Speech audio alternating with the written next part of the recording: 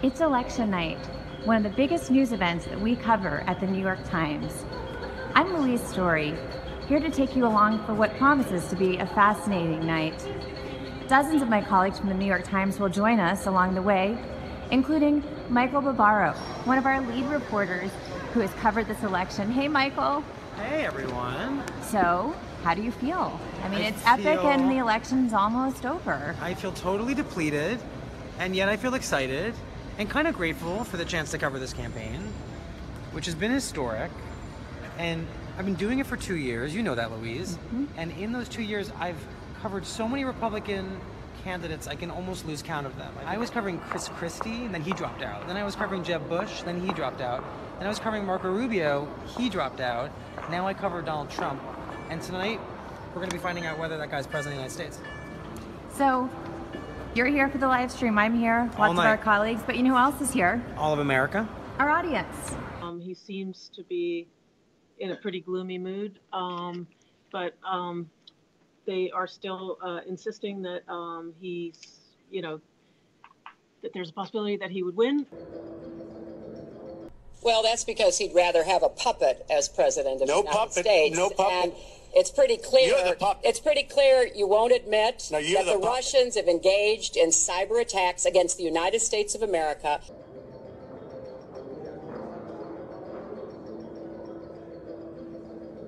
He's saying this is a reason why women should not have been given the right to vote. What is? Talking, owning businesses. If I could do Hillary's shimmy right now, You can do it. no way I can pull that off. I'm into that. I think that's still the appropriate response to that. That doesn't even merit a response. Next.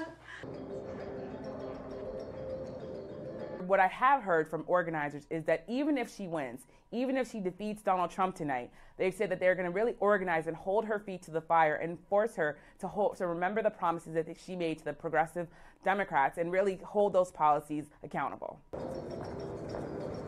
You'll recognize her.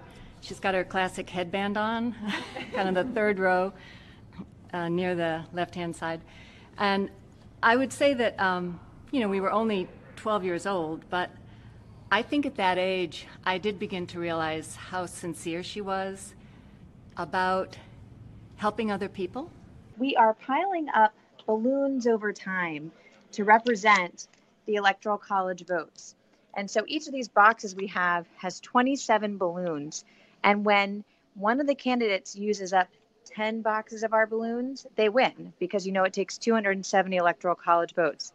We've got to update a little bit. You can see the tubs as they're building now. They really show you how close this election is. What is the most important thing about you for this election for you this year? I think just making sure that everybody gets their voices heard. Because I've heard a lot of friends that well, my vote won't matter, but your vote does matter. So I think the most important thing is just people getting out here and voting no matter what. Carolyn has a very busy night, but she wants to take your questions. And I've been monitoring the questions for you, Carolyn. I'll ask you a bunch. One of the things people are asking about is, can you give us a hint of the exit polls? We can tell you a little bit about what we're seeing so far. Basically, we're hearing from people at the exit polls, through the exit polls, that they are more motivated by voting against someone. I'm just in it for the love of the game. I won't let my head get filled up with worries. Something like Trump would be unthinkable here. Like, it's quite an interesting phenomenon to watch. When you see the trailer for the debate, it's very funny, like a trailer for an action movie. We don't have that in France. We had a lot of hope on Bernie Sanders, but now he's gone. Just what I've seen in the media is all, it seems like a mockery to me. I don't. A mockery, it sounds like watching cartoons. Hello, this is Stephen Farrell of the New York Times. I'm in Cambridge, England, at Cambridge University, where the old world is watching the new world election.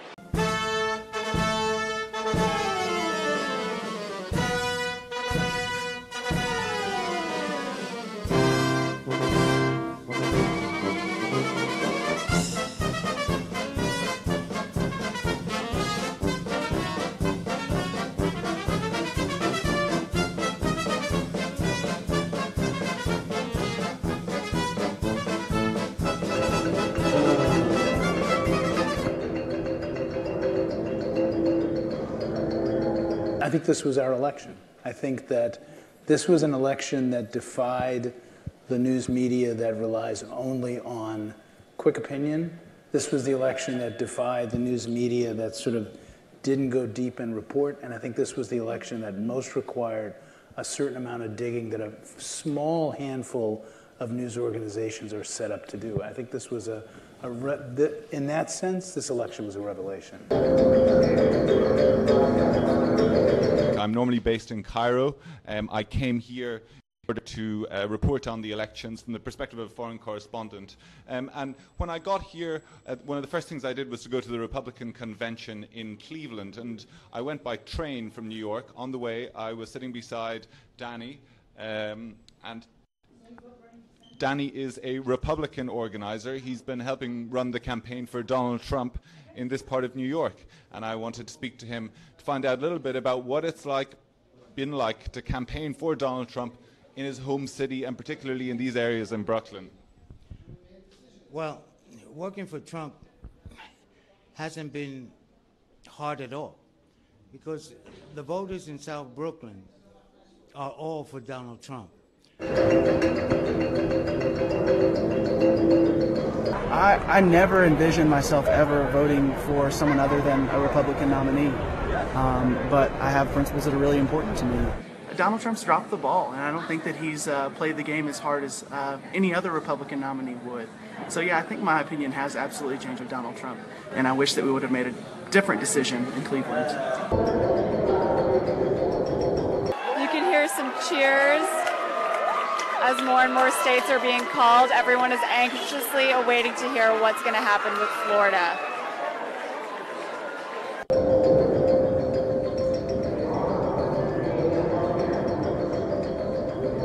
The vote will be decided, as it has been in several of the last elections, in Florida and Ohio, Pennsylvania, North Carolina, and we won't know anything about those states for another couple hours probably. The vote counting is slow, and they're all very, very close. If you want to look at how it started the night, there was an 84% chance based on our upshot model. They thought that Secretary Clinton would have a relatively easy night, and that's proving to be not the case at all right now. You can see what I'm looking at right now is our call desk. They are the ones who are making the decision on when the New York Times will call the result. Other news outlets are starting to make calls. The New York Times is very conservative and is being very careful in its call. However, it's starting to feel like it may come at some point soon because there aren't that many states left to see. For those who have chosen not to support me in the past, of which there were a few people, I'm reaching out to you for your guidance and your help so that we can work together and unify our great country. Hey, well, what do you think the next 4 years are going to be if you had a crystal ball? God willing, fantastic. Hey, this is Laurent. Hi. My very, very good friend. She's from the New York Times, and she wants to know why we love Donald. That's the question of the night. Great ideas, and a great leader, and he's gonna fix our country. God willing.